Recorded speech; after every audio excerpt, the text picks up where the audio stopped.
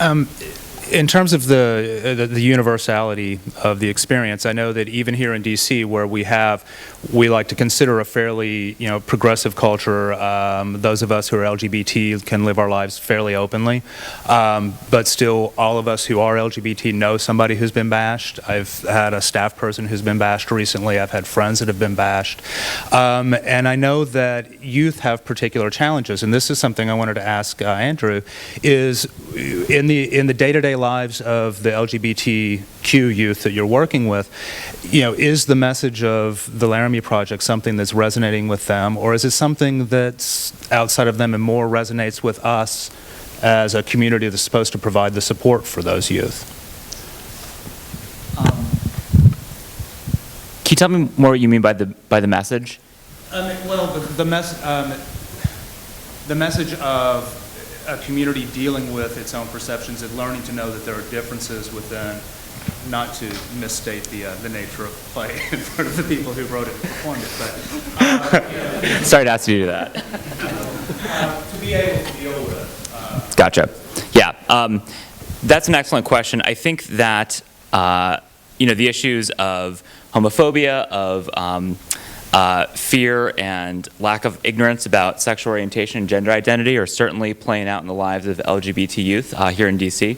Just for folks who don't know, SMILE is an after-school program for lesbian, gay, bisexual, transgender, and questioning youth. Most of the youth that we were working with at SMILE are between 16 and 19, and a lot of them are coming from within the city, going to DC public schools. And the stories that we hear at SMILE are when youth are talking about their experiences at school, in their community, it can be really horrific. Just on Thursday, we were talking to a young person who, in the course of a discussion that we were having in our youth center, shared that he had been jumped by 4 guys in his bathroom that day. And that was just sort of, the way that he brought it up was very nonchalant, because it wasn't about, oh my gosh, I got jumped by 4 guys. It was like, yeah, schools are tough. I got jumped by 4 guys today. And tomorrow it might be 5, and I don't know. And so I think that, to draw back to your original question, I think that the way you characterize it is as if there's a war going on right now is a very good characterization, and I feel like in many ways our youth are on the front lines of that war. In DC, we do have a relatively well-established LGBT community that enjoys a certain amount of openness, that folks can live their lives openly. If you go to Coolidge Senior High School in Petworth, that's not the experience of the students there. LGBT youth are hearing a strong message to come out sooner and sooner and sooner, and that's happening. And they're getting the stuff kicked out of them because their teachers, their schools, their communities aren't ready to deal with that. And we're seeing it a lot in our civil rights practice. We had a case recently in Mohawk County, which is upstate New York, where a high school kid who is gay was bullied, and then he was beaten up with regularity, and he told the school about it, and the school did nothing about it, and we intervened in a lawsuit that was filed, and our intervention was able to catalyze a settlement. And not only was he compensated, but I think we were able to send a very strong message to the school and to the community that this is wrong and that we're watching. And then I go down to Murfreesboro, Tennessee, and you could do the Murfreesboro Project. And the Murfreesboro Project is a project, it would be a project about intolerance against Muslim Americans, where you have a candidate for statewide office who said recently, and I quote, "Islam is not a religion, it's a cult." That is not a paraphrase, that is a quote. And we had to file a brief in a state court about 3 weeks ago, the saddest brief I filed in my tenure, in which we had to notify the court that Islam is in fact a religion. I wish I were joking, but we see this headwind of intolerance, whether it's what you have remarkably characterized and captured in the Laramie Project, or what we see in Murfreesboro, or what we see in suburban Detroit. And it's kind of like Groundhog Day. And then I hear the narrative about we're in post-racial America and everything's great. And, I wish they were right. I'd love to be the Maytag repairman, that guy waiting for the phone to ring. But I'm the Toyota mechanic. And, that's the reality of the world I live in. And so their next project ought to be the Murfreesboro project, and then we bring it all together, because there really is a headwind of intolerance in our schools. And I've got my 14-year-old and 2 of her friends here, and I wish we could be as mature as they were about issues involving LGBT populations, because they're way ahead of our generation, or at least the cohort of kids that my daughters hang with. And I wish we could learn from them. Yes. We also loved you. The whole cast was like, oh, those girls in the front are so supportive.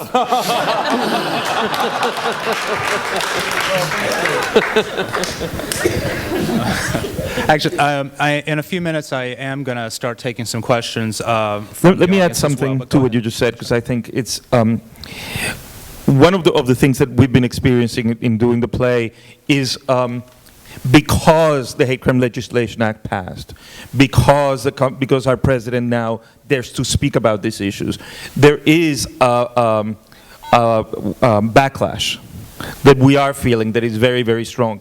And it begins with rhetoric, right? And in the theater, we talk a lot about the avant-garde, right? And the avant-garde in theater is when a theater group or a theater movement is at the forefront of theatrical exploration, right? And it comes from a war metaphor, the avant-garde, which is the first people who go into battle, right? The first people who go into battle. And to me, well, for Tectonic, that has always played a very important role. This idea of, can theater play a role in a national dialogue? Can theater be like internet, like film, like television, and really generate a dialogue on a national scale? So that's the first question. But the second question, and this is what worries me the most, is that unfortunately in our movement right now, the people who are the avant-garde are the children in high schools. Because that is where the war is being fought.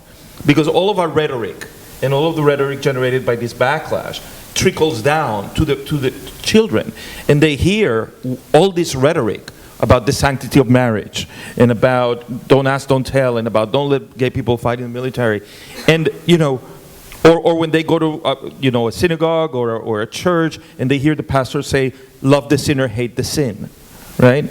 I mean, how can an 11-year-old boy who's just realizing that he's gay make the distinction between loving the sinner and loving the sin?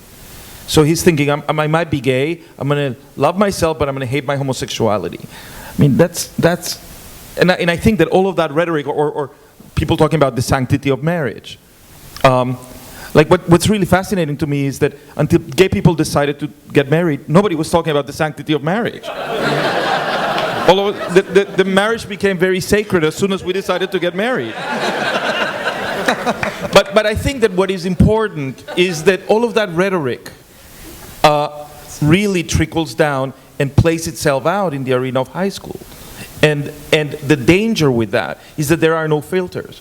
And the further danger with that is that in every movement, in every social justice movement, you see that the people who are attacked are people who are always seen to pose a threat to the majority. And all of that rhetoric invariably places the gay and lesbian community as posing a threat to the minorities. I mean, to the majority. If you do have a question, just raise your hand, and I will start in just a moment. I'm gonna mark you to come down to first. I want to throw one more question out here before we do that. One of the biggest conversations right now is the It Gets Better project and the discussion about telling LGBT youth that their lives have meaning beyond if they can get through this particular period of their life. And one of the things I've been thinking a lot about lately is I know that the Laramie project has been around for quite a few years now, and now we have 10 years later. Is there a half-life on the things that we put together to start those conversations? How long can the Laramie project hold up this particular conversation? Is It Gets Better something that has to be replaced at some point? How much can these kind of efforts actually take onto their shoulders? I think that efforts like It Gets Better and like the Laramie Project are really important and a really great way to document a moment in time, to sort of responds to the issues facing the community, in the case of the It Gets Better project, facing LGBT youth today, I think that absolutely those messages need to change, and the way that those messages get out there need to change over time to adapt and respond to the needs of LGBT youth, or the needs of the LGBT community, or the needs of the larger community in that moment. I don't think that It Gets Better is necessarily something that needs to be that needs to have the same resonance as it does today, in 5 years from now. I don't think that lessens the impact of it at all either. I think that you look at LGBT youth, and Smile's been around for 25 years. Last year was 26 years. Last year was our 25th anniversary, which is a really sort of neat opportunity to look back and see how much things have changed and also how much things haven't for as long as we've been operating here in DC. And even 10 years ago, I don't know that the folks who were working at Smile would have conceived that the average age of coming out would be 13 in 2010, but that's what it is. And so that really changes the way that we approach our work. That really changes the needs of LGBT youth, because the needs of a student coming out in college are very different than the needs of an adolescent coming out in middle school. So I guess, yes, absolutely, those messages need to change over time. Change can be excruciatingly slow. So I think regardless of whether these projects have half-lives or not, there's an incredible pool of talent among the gay community. I mean, we're fierce, right? And it's like, I think everyone should just be making work and doing whatever it is that their talent is to continue to force this dialogue to happen. And hopefully, the Laramie Project and Laramie 10 years later will continue to do that work. But one of the wonderful things that we've seen when people do the Laramie Project in high schools, particularly in high schools, is that not only does it affect the communities who see the actual piece, but it really affects the young people who are doing the play, and it trickles out into the lives of into their family lives and into their social lives, because it has such a deep impact on them, because Matthew's story is so powerful. And that level of kind of outrage that only younger people who haven't pulled it all together to be adult yet can experience, is very potent and very powerful, and it does inspire young people, not just gay people, their allies as well. And I just think the conversation needs to be pushed as much and as often as it possibly can be. It was a 13-year odyssey to get the words gender identity and sexual orientation enshrined into the U.S. Code. And what I've learned from that is we need to keep fighting, but we can't prosecute our way out of this. That's like saying, we have a cancer epidemic, so we need to build more hospitals. That's why I spend a lot more time in middle schools. That's why we taped our It's Get Better segment with our LGBT employees in the Civil Rights Division 3 weeks ago.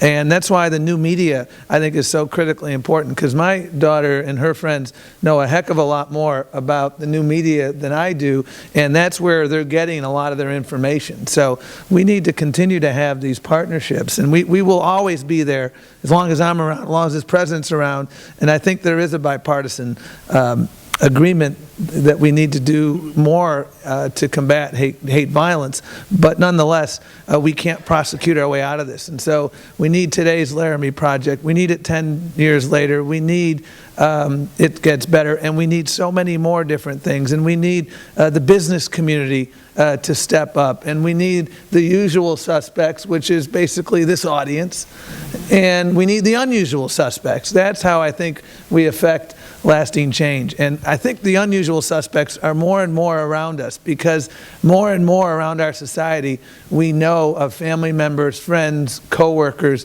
who are LGBT. More and more in our high schools we know of classmates. And so this has become that much more accessible, I think, for so many of us. One more thing briefly I wanted to piggyback onto that and to Greg's statement is that creativity does beget creativity. And, part of what is inherent in this story is the act of storytelling itself and how it can affect someone, right? So when you actually go and ask someone to tell their story, you may be surprised at what you hear. And it's not limited necessarily in subject matter. So in other words, we're going around and teaching this technique that, that Tectonic has of of searching for new theatrical form and creating our work as an ensemble. And people are able to go out into their communities and discuss whatever is going on in their community that is important to them in a communal sense, and to have a structure in which to do that. And I think that that's a really important thing that came out of this, and I think continues to sort of spread about.